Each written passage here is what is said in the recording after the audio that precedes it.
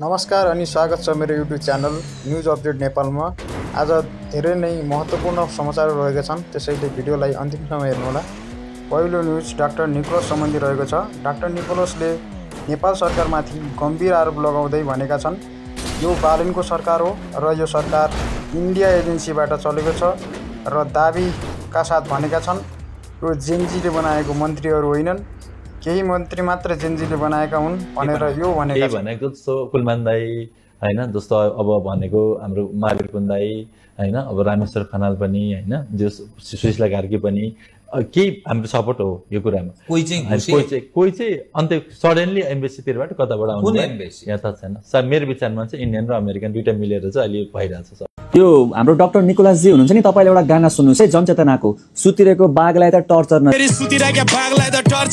सुन्नु भएको छ नि। हो, बालेन शाहको काम होइन क्या यो। अहिलेको प्रत्यक्ष कार्यकारी प्रमुख चाहिँ नबनाइनु बालेन शाहको गल्ती होइन, त्यसपछि प्रदेश सभा खारेज नगरिनु बालेन शाहको गल्ती होइन, करप्सनको डकुमेन्ट अगाडि नबढ्नु हैन, त्यसपछि सांसद र मन्त्रीमण्डल चाहिँ एउटै व्यक्ति हुन नपाउने, यो सबै बालेनको गल्ती होइन। यो अहिलेको मन्त्री परिषदलाई गएर भनियो उनलाई होइन हैन। तपाई सांसद भएर आउनुपर्ने मान्छे हो, तपाईमा छ क्यापेसिटी छ, देखेको पनि छन्, तर गाली गर्ने क्रममा चाहिँ नि थोरै अलिकति यसो सोचेर हैन अर्काको टाउकोमा टेकेर आफू अगाडि बढ्न खोज्नु मान्छे कहिले अगाडि बढ्दैन है।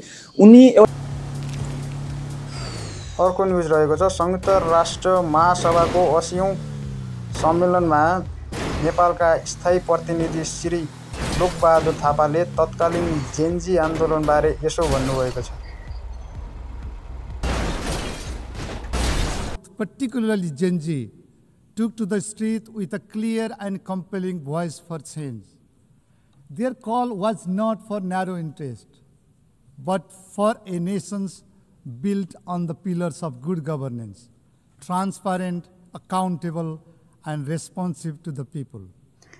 अर्को समाचार रहेको छ। सुशीला कार्की प्रधानमन्त्री बन्नु पूर्व दिएको बयानलाई केही जेनजीहरूले उनीप्रति निराशा व्यक्त गरेका छन् र पहिला सुनौं सुशीला कार्कीले के भन्नुभएको थियो र त्यसपछि जेनजीहरूले के भनेका छन् त।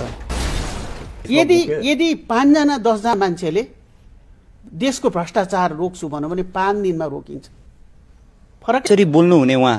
हामीले त एउटा एक रद्दी भर पनि हामीले यताउति नगरिकन आमा एउटा हाम्रो धरती आमालाई र सारा आमाको आशलाई त्यो आमालाई सुम्पेको हो नि त, हाम्रो बलिदानलाई हैन। त्यो आमा आज के भन्दै हुनुहुन्छ उहाँहरूको माग केही छैन, जति उहाँहरूले मागेकै पो के छ र। मैले मागेको त मलाई केही लागेन। उहाँहरूको जो नोक्सान हो त्यसको क्षतिपूर्ति त कहिले हुनै सक्दैन, लेबर बिल कहिले हुनै सक्दैन र राज्यले गर्न पनि सक्दैन, जिउँदो फर्काएर त ल्याउन सक्दैन। आमा भनौँ कि बा भनौँ कि जोसुकै आए पनि त्यो कुर्सीमा बसिसकेपछि के नशा लाग्छ कि के? म त्यही भन्दैछु क्या दाइ, यो कुर्सीमा बसिसकेपछि मान्छेलाई के हुन्छ क्या दाइ। हिजोको दिन 5 दिन अगाडिको स्टेटमेन्ट त्यो कुर्सीमा बस्ने बित्तिकै बिर्सियो।